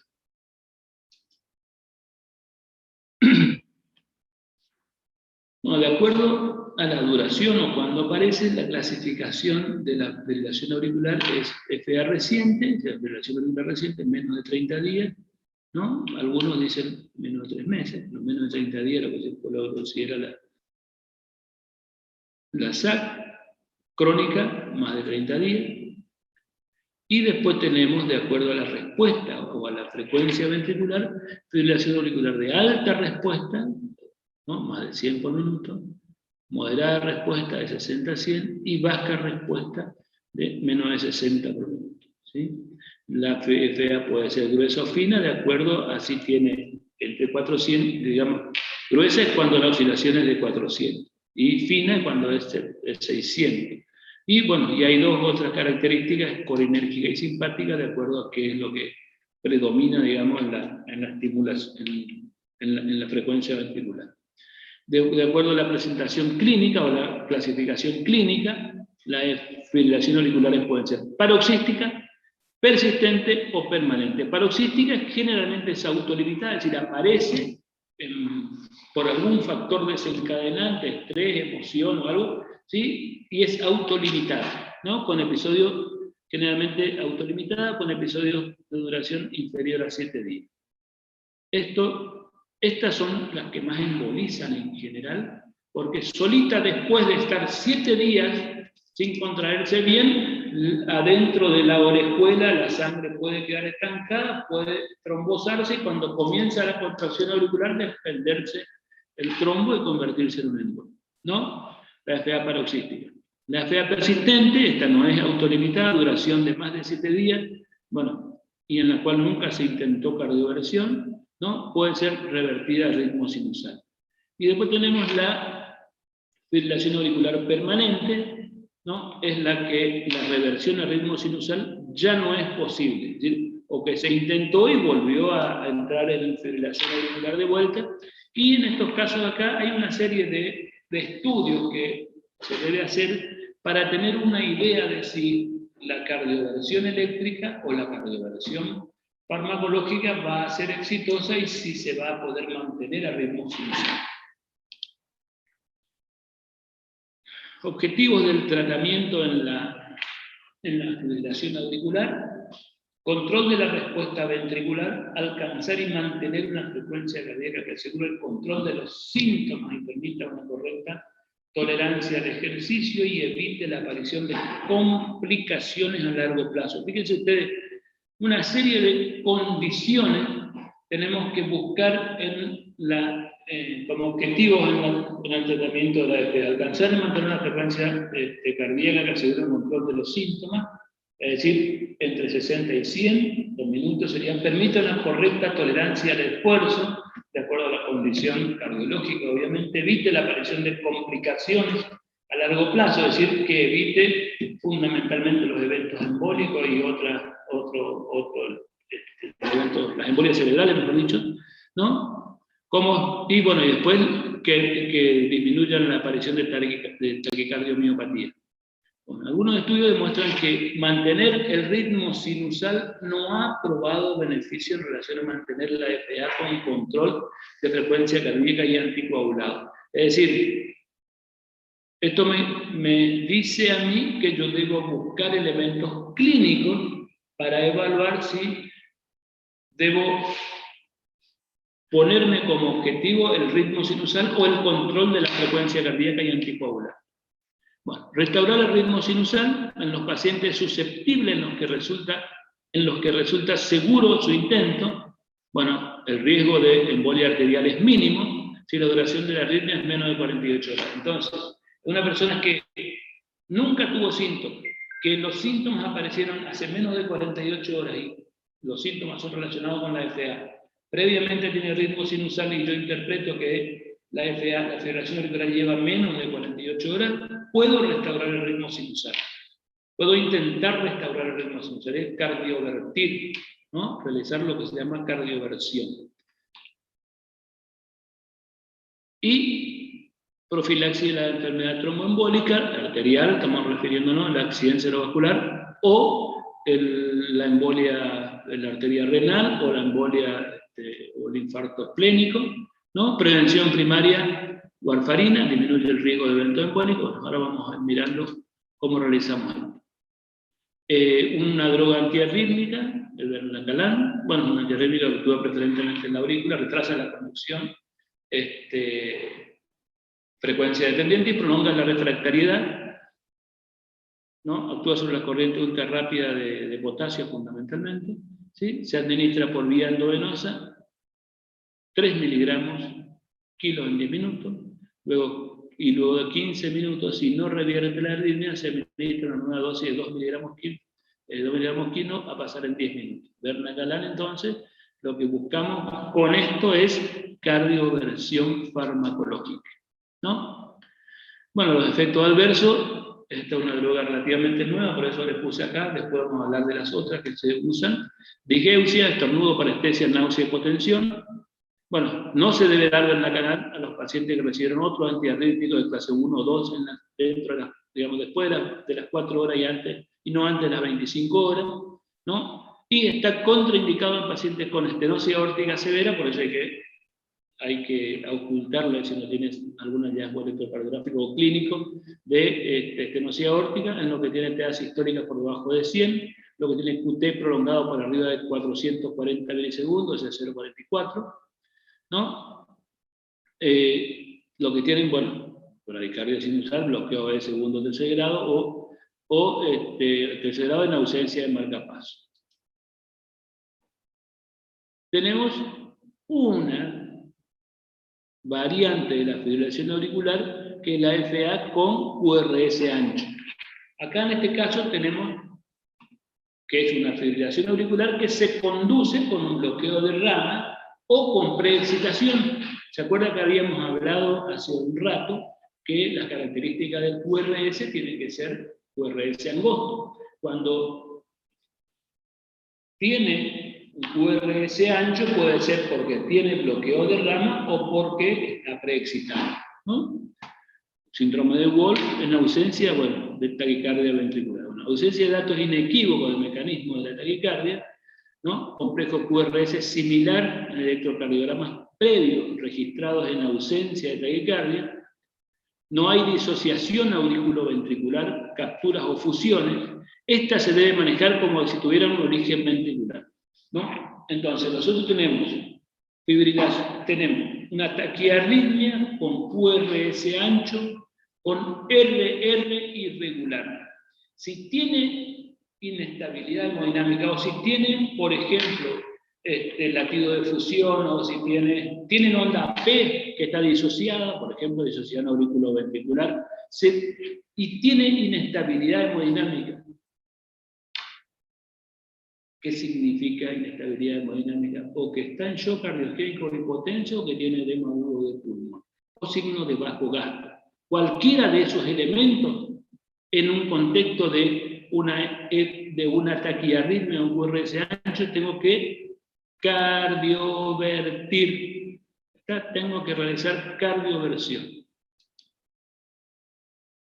Bueno, también puedo definir o decidir la cardioversión farmacológica o eléctrica, ¿no? Fíjense ustedes, sin anticoagulación en la fibrilación auricular de menos de 48 horas, ¿no? Entonces, si estoy seguro que tiene menos de 48 horas, cardioversión eléctrica o farmacológica. Si dudo, busco en el ecocardiograma en el eco veo, ¿no?, la aurícula izquierda, el diámetro de la aurícula izquierda, ¿no? Si es mayor a 50 milímetros, tiene menores posibilidades de que se cardiovierta y de que mantenga el ritmo sinusal. Pero puede intentarse con la aurícula izquierda más chica, por supuesto, si el episodio de inicio es menor al año, ¿no? Si es menor al año, con aurícula chica y 3 semanas de anticoagulación. ¿Qué es lo que buscamos con esas 3 semanas de anticoagulación? Que se disuelva el trombo que está dentro de la aurícula izquierda, si lo tuviera. ¿Está? Entonces, después sí realizar la cardioversión farmacológica o eléctrica. Cuando tiene aurícula izquierda, bueno, dilatada, pero menos de 50 milímetros, con una duración del episodio menor a 3 meses. La posibilidad de que mantenga el ritmo sinusal y que la cardioversión sea exitosa es bastante alta en esta circunstancia. La única circunstancia en la cual es preferible o no cardiovertir, o si cardiovertimos sabemos que puede no ser exitosa, o si es exitosa va a volver a fibrilación auricular, es cuando la aurícula izquierda tiene más de 50 milímetros.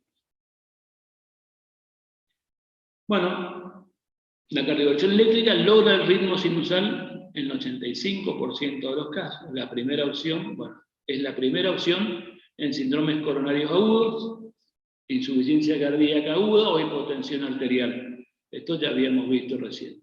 La cardioversión farmacológica podemos utilizar amiodarona, la forma de 5 miligramos kilo, dosis de carga, endovenosa en 20 minutos, y de mantenimiento 10 miligramos kilo, pasar en 24 horas. Es decir, esta es la forma. O si no, podemos utilizar quinidina digital, que es al revés, digital de quinidina, ¿no? La quinidina por vía oral, que también logra una reversión de hasta un 80%, pero la particularidad es que la quinidina también es aritmogénica.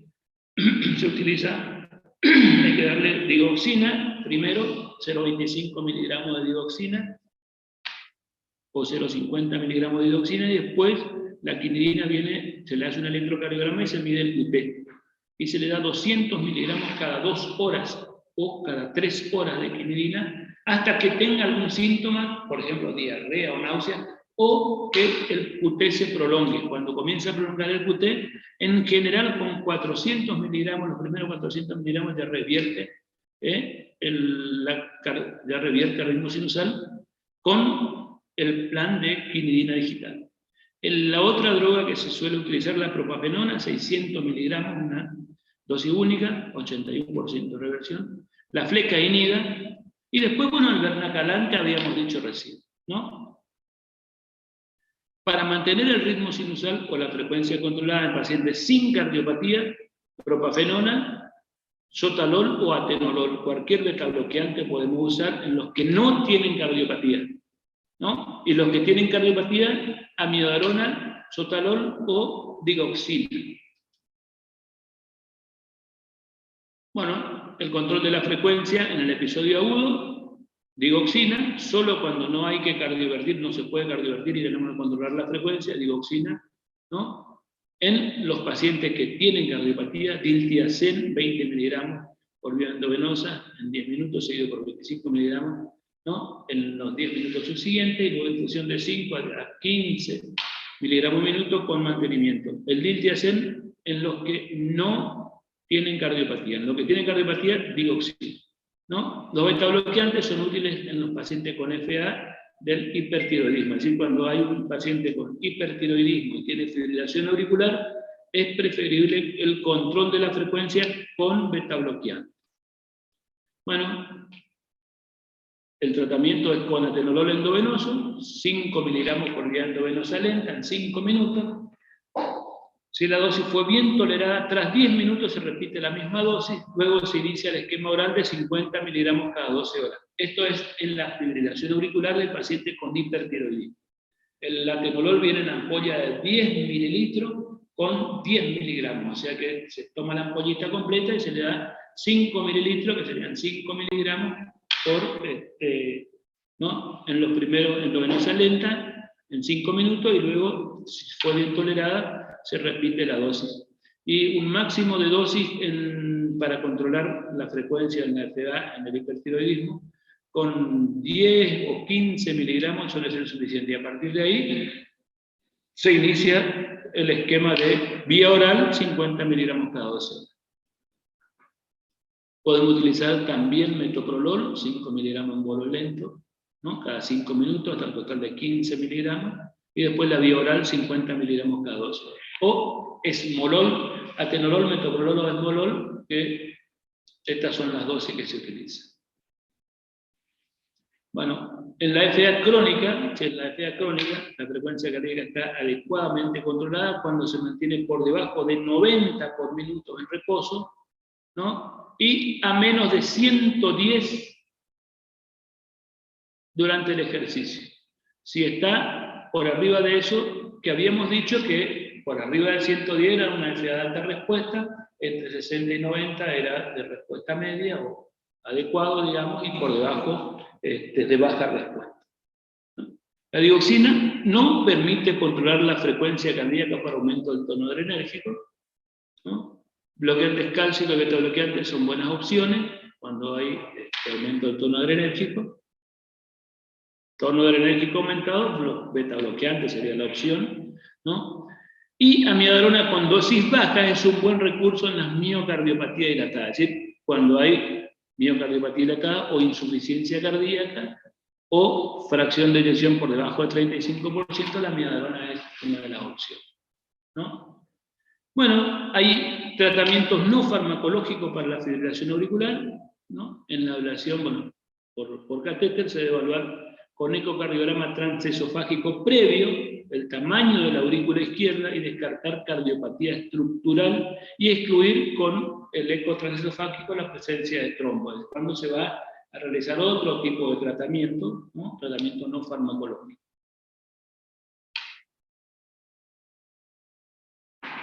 Muchas veces, cuando la aurícula izquierda tiene más de 50 milímetros, cuando no hay posibilidades de cardiovertir, es decir, de revertir a ritmo sinusal la fibrilación auricular, y decimos lo único que tenemos que hacer y podemos hacer es control de la frecuencia cardíaca, ¿sí? Queda con fibrilación auricular y tratamos de que con la amiodarona o con el betabloqueante, o con el atenolol, el metoprolol, el esmolol o la digoxina, mantener una frecuencia de entre 60 y 70 por minuto y en la actividad física no supere los 110, ¿no? Pero siempre con fibrilación auricular y con RR irregular, tiene la persona un alto riesgo de tener eventos embólicos. Y los eventos embólicos más serios son los accidentes cerebrovasculares, ¿no? En estos casos, lo que nosotros hacemos es tratar de hacer un manejo antitrombótico, es decir, evitar sobre todo el evento embólico, ¿no? Y los pacientes con fibrilación auricular no valvular tienen un riesgo de padecer una ACV 5 veces mayor que la población general, ¿no? Se han identificado factores de riesgo clínicos y ecocardiográficos. ¿Cuáles son los factores de riesgo clínico para hacer ACV? Bueno, los antecedentes, ya que ya haya tenido un ACV previo isquémico, ¿no? Una embolia sistémica, la edad, más de 75 años, la hipertensión arterial, la diabetes, la cardiopatía estructural, es decir, que tenga insuficiencia cardíaca o no, pero si tiene insuficiencia cardíaca, esto aumenta el riesgo, ¿no? Son los factores de riesgo clínicos más importantes. Y los factores de riesgo ecocardiográfico, la disfunción sistólica del ventrículo izquierdo, es decir, una fracción de eyección por debajo de 40%, ¿no? Fíjense, todo esto me habla a mí de que la persona que tiene fibrilación auricular tiene un riesgo mucho más alto que la que no tiene, ¿no? Y nosotros utilizamos en la actualidad este score o esta escala que se llama CHACS o CHACS-VASC, es la otra, ¿no? Que me dice a mí que si tiene si tiene, por ejemplo, vamos a ver escala a escala, ¿no? Que si tiene insuficiencia cardíaca, la edad, diabetes, tuvo una ACV, por ejemplo, ¿no? Si tiene 0, riesgo bajo, 1 o 2, riesgo moderado, y más de 2, riesgo elevado de tener un evento embólico, ¿no? Es un acrónimo anglosajón que otorga un punto a la presencia de insuficiencia cardíaca, hipertensión arterial, edad más de 75 años, diabetes, y 2 puntos por ACV previo, ¿no? Una puntuación de más de 2 representa un riesgo de ACV, ¿no? Lo suficientemente elevado como para requerir anticoagulación, como para indicar anticoagulación. Entonces, una persona que, fíjense ustedes, que tenga 2 como mínimo, ya a partir de ahí, el riesgo elevado de tener una ACV. Entonces, por lo tanto, ¿no? Estos son CHAC, insuficiencia cardíaca, disfunción ventricular, hipertensión, edad, diabetes, stroke, a cada uno se le da un puntaje. ¿Sí? Sexo femenino, 1.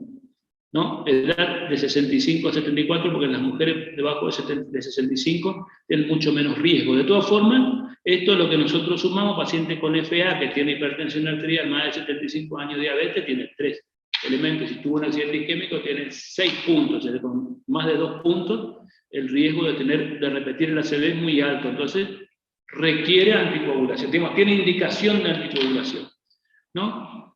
¿Con qué se anticoagula? Esto es riesgo embólico, no es tratamiento de arritmia, ¿no? Pero forma parte del tratamiento, del manejo del paciente con fibrilación auricular.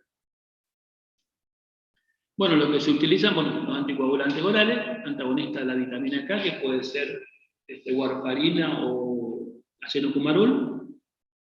El objetivo es llevar a un RIN de 2,5 a 3,5, de 3 o menos de 3 es lo ideal para evitar el sangrado, ¿no? Se puede utilizar aspirina, clopidogrel, aspirina 100 miligramos día, clopidogrel 75 miligramos día. Algunas combinaciones de aspirina con clopidogrel andan bastante bien. Ojo con el clopidogrel porque puede llegar a producir plaquetopenia y a veces esta asociación puede aumentar el riesgo de sangrado.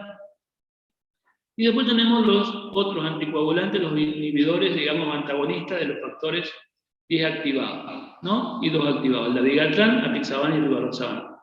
El dabigatran 150 miligramos cada 12 horas, el apixaban 5 miligramos cada 12 horas y el rivaroxaban 20 miligramos día, ¿no? Los antagonistas de la vitamina K, el acenocumarol se comienza con 4 miligramos, después 2 miligramos y se da 1 miligramo por día en horas de la tarde y se controla después de las 72 horas el tiempo de protrombina o la concentración de protrombina o el RIN, ¿no? Si el RIN está entre 2.5 y 3 es el RIN objetivo, ¿no? Y se van titulando las dosis, normalmente entre 2 miligramos día o 1 miligramo día o alternar 2 y 1 para llegar a este objetivo terapéutico.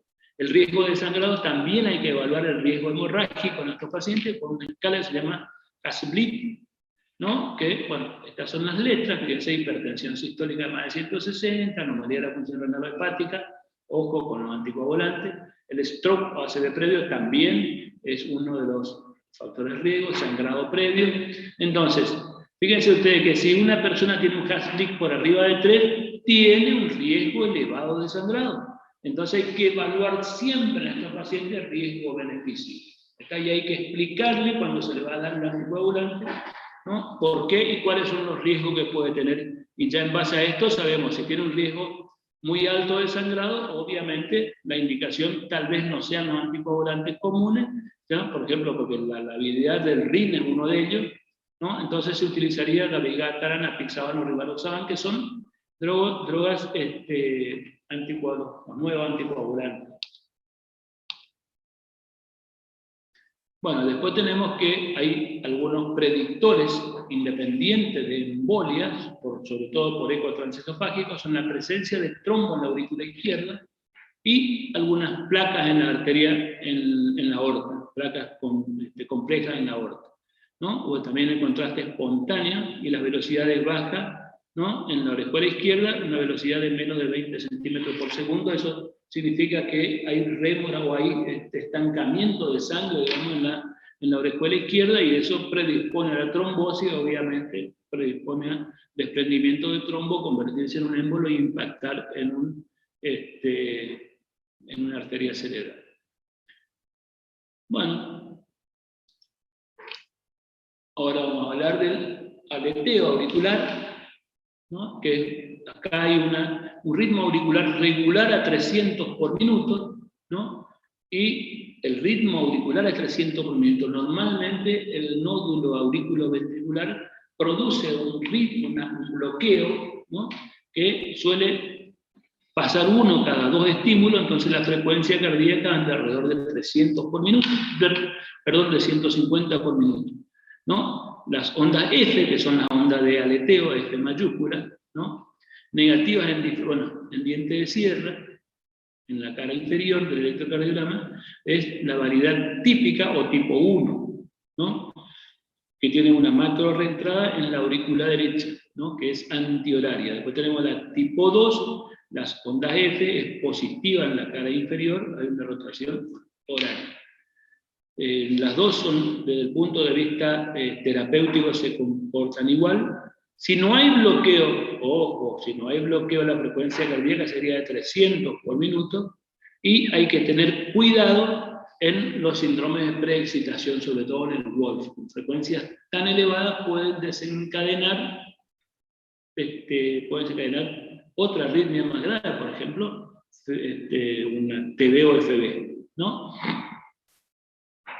En el aleteo auricular típico, el impulso circula alrededor del anillo tricuspidio y de la aurícula derecha en sentido horario o antihorario.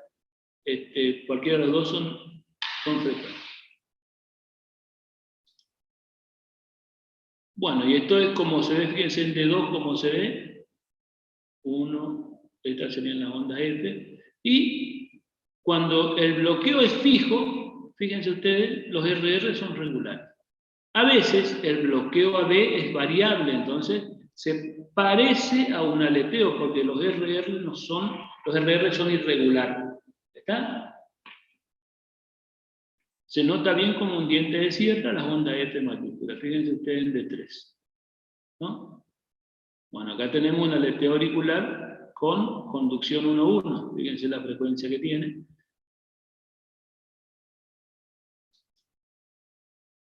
Bueno, el tratamiento responde a cardioversión eléctrica a baja energía, 50 a 100 joules. La estimulación auricular, bueno, puede ser colocamos un marcapaso y producimos se llama estimulación auricular intraesofágica o endocavitaria, sobreestimulación auricular, ¿no? La cardioversión farmacológica es poco eficaz. La amiodarona, sotalol, quinidina, flecainina y propafenona son poco eficaces en el manejo del aleteo. Para controlar la frecuencia ventricular, bueno, podemos utilizar betabloqueantes a las mismas dosis que habíamos dicho anteriormente. Verapamil o diltiazem, ojo con el verapamil o diltiazem en los pacientes que tienen insuficiencia cardíaca o que conocemos que tienen miocardiopatía o fracción de eyección disminuida, ¿no? La amiodarona sí podemos usar. Y después, ablación con radiofrecuencia en la zona del istmo como tratamiento definitivo en los casos que sean recurrentes, digamos. Ahora vamos a hablar 5 minutitos creo que me queda poco slide de esta arritmia, y después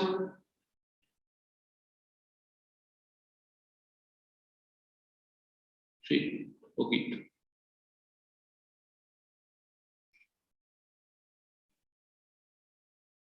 Bueno, ahora nos quedan dentro de las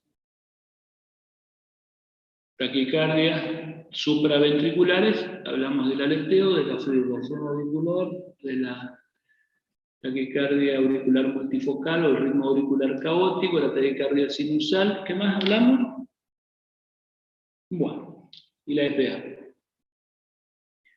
La taquicardia supraventricular o taquicardia paroxística supraventricular también se llama, pueden ser de la unión auriculoventricular típica o atípica, ¿no? O por una vía accesoria, por reentrada ortodrómica o antidrómica, cualquiera de las dos. ¿Cuáles son los criterios de las 4, digamos? ¿Cuáles son los criterios de diagnóstico de esta taquicardia supraventricular? El QRS es angosto, ¿no? A menos que exista un bloqueo de rama preexistente, es decir, QRS angosto, ¿no?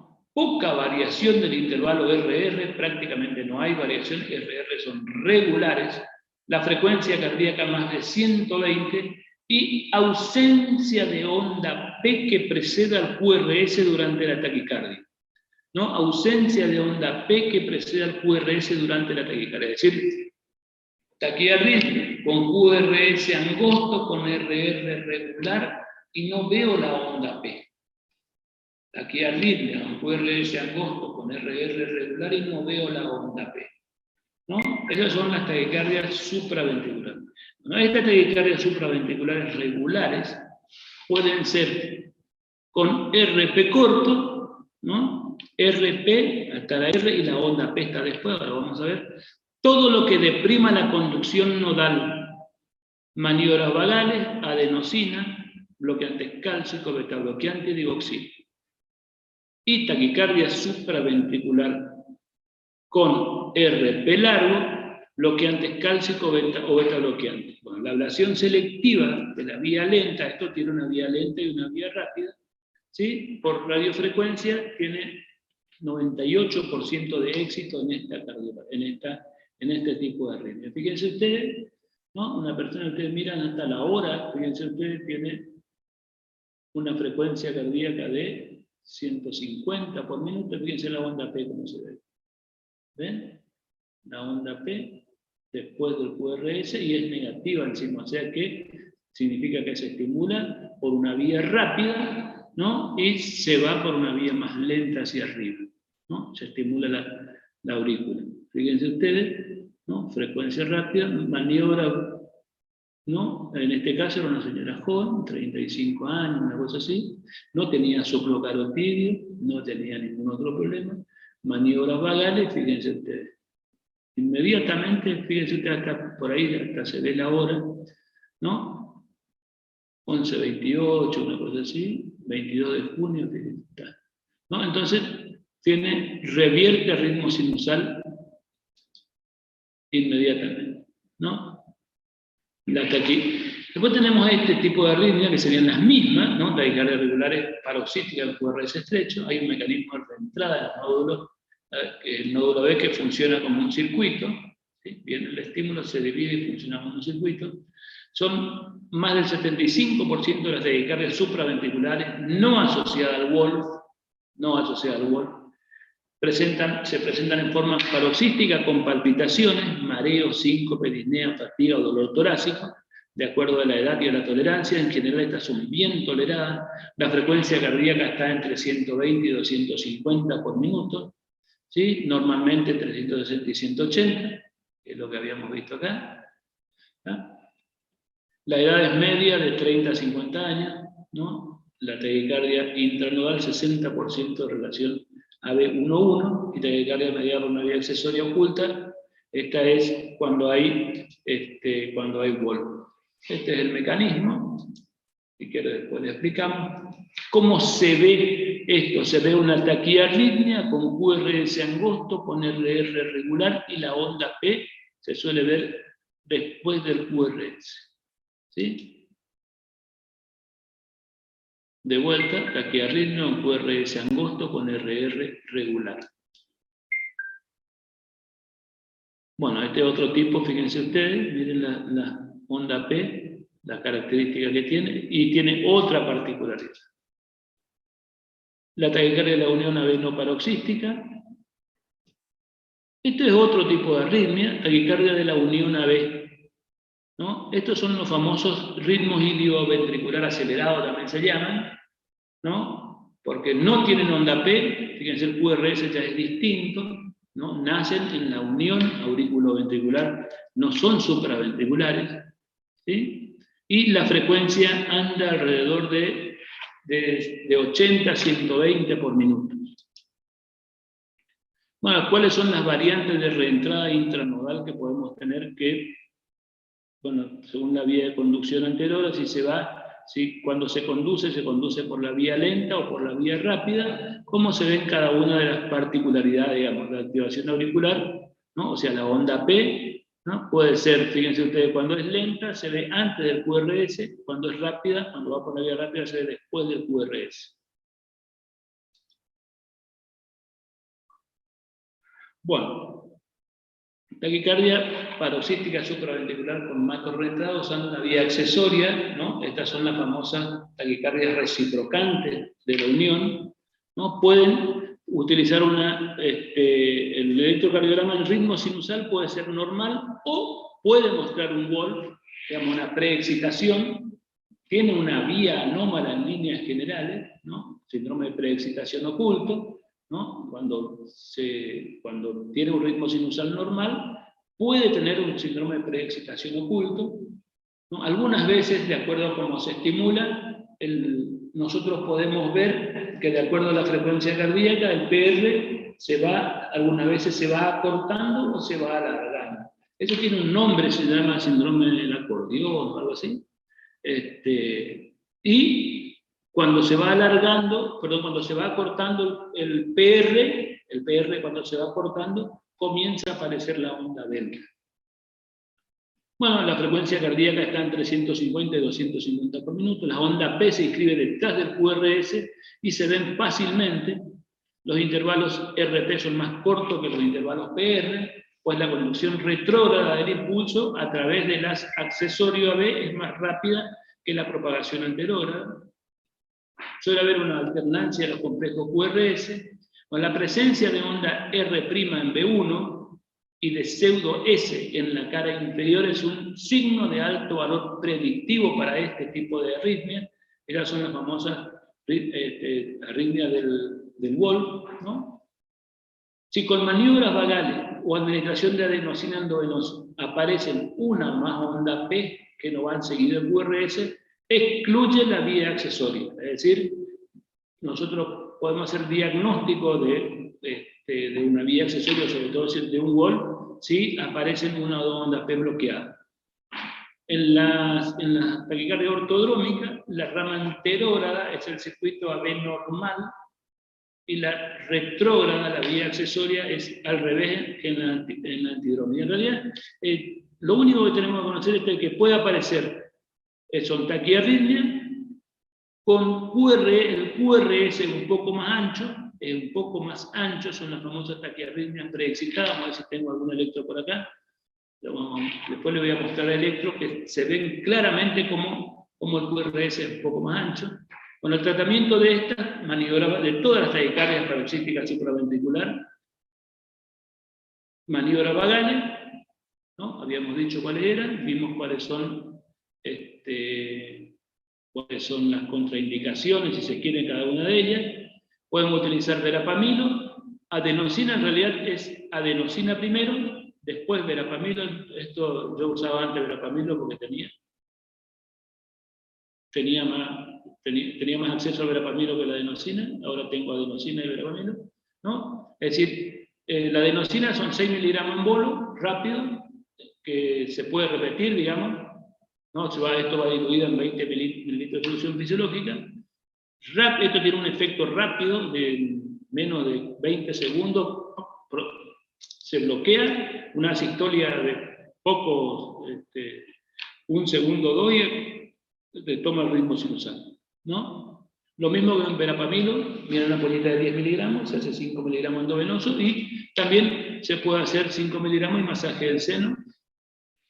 Podemos utilizar amiodarona o digoxina en algunas circunstancias.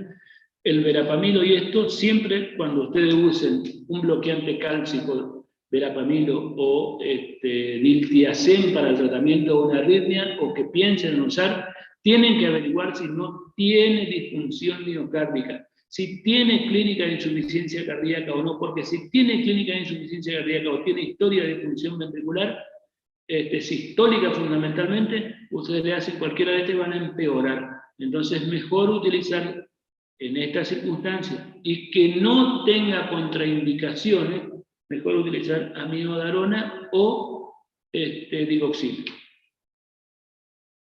Bueno, cuando hay compromiso hemodinámico, cardioversión eléctrica, y si esto se persiste, podemos utilizar lo que se llama la ablación por radiofrecuencia. Es decir, se busca por extraestímulo, se busca la vía anómala y se hace una ablación, se corta la vía anómala por radiofrecuencia.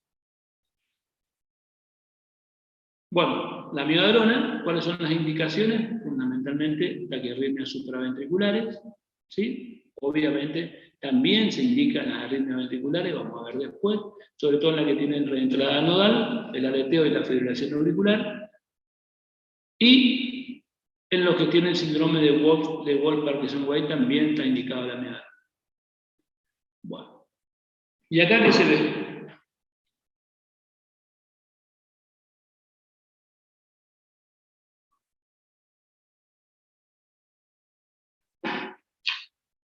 ¿Se ven estos latidos que son